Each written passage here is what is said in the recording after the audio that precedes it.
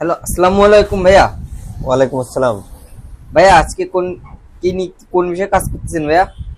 এটা আজকে কাজ করতেছি একটা গ্ল্যামার গাড়ির কম্প্রেসারটা বন্ধ হয়ে যাচ্ছে, মানে গাড়ি রানিং এ বন্ধ হয়ে যাচ্ছে, কম্প্রেসারটা ছাড়ে দিচ্ছে। সেজন্য আমরা নতুন পিস্টন একটা ইনস্টল করতেছি। আর আপনার পিস্টনের সাথে বেল বেল আছে, বেল গাইড, এগুলো আমরা ইনস্টল করতেছি, এগুলো আমরা দেখাচ্ছি। এই যে আপনার বেল, এই নতুন বেলও ইনস্টল করছি, এখানে গাইডও মারা হয়েছে। তারপরে আপনার এখানে ভিতরে বেল ওয়ালচিরও লাগানো হয়েছে, আমরা সবগুলো ফিটিং করে নিছি। এটা আমরা আবার নতুন করে অ্যাডজাস্ট করবো, অ্যাডজাস্ট করার পরে এটা ওখানে ফিটিং ফিটিং হবে।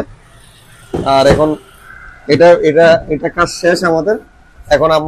এখন এই নতুন পিস্টন বসাবো, পিস্টনে এখানে রিং আছে, রিং গুলো বসাবো। 5টা রিং থাকে, ওই রিং গুলো আমরা বসাবো। বসানোর পরে আমরা এটা আবার গাড়িতে মানে আবার অরিজিনাল ভাবে ফিটিং করবো। সো ভাইয়া, অনেক ক্ষেত্রে দেখা যায় যে অনেকে আছে যে পিস্টন রিং অ্যাকুরেট ভাবে বসাতে পারে না।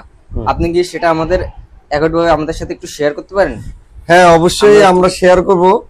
সো প্রতিটা মোটরসাইকেলে 4 স্টেপ গাড়ি যেগুলা, এগুলাতে 5টা রিং থাকে। 5টা রিং এর ভিতরে এই একটা আছে, এটা হচ্ছে থিনার রিং, এটা হচ্ছে জালি রিং বলে, কেউ কেউ থিনার রিং বলে।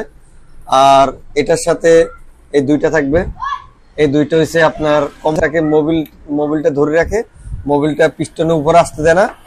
আর এখানে এই দুইটা আছে, এই দেখেন, একটা হচ্ছে ব্ল্যাক কালার আর একটা হচ্ছে এসএস কালার।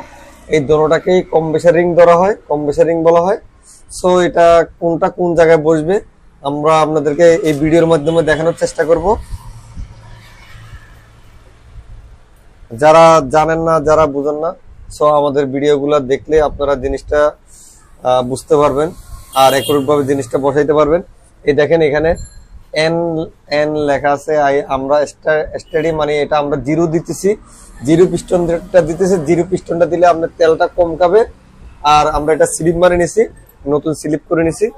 স্লিপ মারলে মানে অরিজিনাল ভাবেই থাকবে, পারফরমেন্সটা ভালো পাবে, তেলটা কম খাবে আর লাস্টিংটাও বেশি করবে। সো আমরা এখন পিস্টনের রিংগুলো বসাচ্ছি। এই প্রথম হচ্ছে এটা হচ্ছে থিনার রিং মানে জালি রিং যেটা, এটা আমরা এখানে মাঝখানে বসাবো। এই দেখেন এটা 5টা রিং এর গ্যাপ 5 রকমের, আমরা 5টা রিং 5 দিকে দিব। এখানে হচ্ছে একটা রিং এর গ্যাপ বসাইছি এখানে।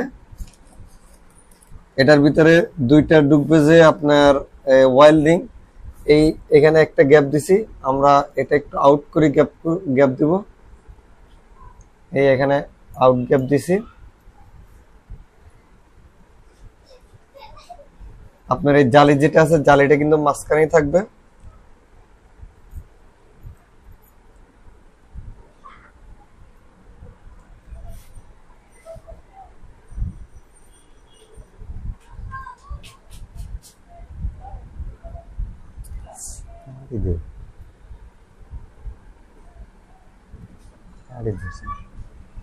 সো দেখেন আমরা এখানে গ্যাপ একটা বসাইছি এখানে। এখানে কিন্তু আপনার এই একটা গ্যাপের ভিতরে 3টা রিং বসবে। এখানে এই আমরা একটা গ্যাপ এদিকে দিছি, আরেকটা গ্যাপ এদিকে দিতেছি, উল্টার দিকে দিতেছি।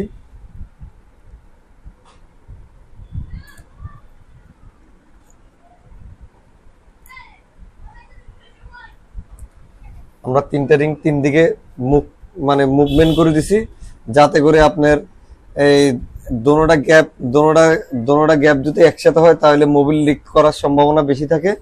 সো আমরা 3 দিকে দিছি, মোবিলটা যদি একটা থেকে যদি লিক করে বাইর হয় আরেকটা দিয়ে এটা করে দিবে, নামাই দিবে।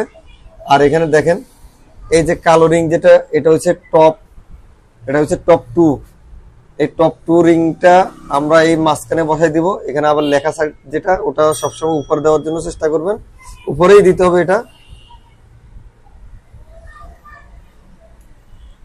এটা টপ 2 রিং যেটা, এটা আমরা বসাই নিছি, এটা মাঝখানে গ্যাপে বসাইতে হবে।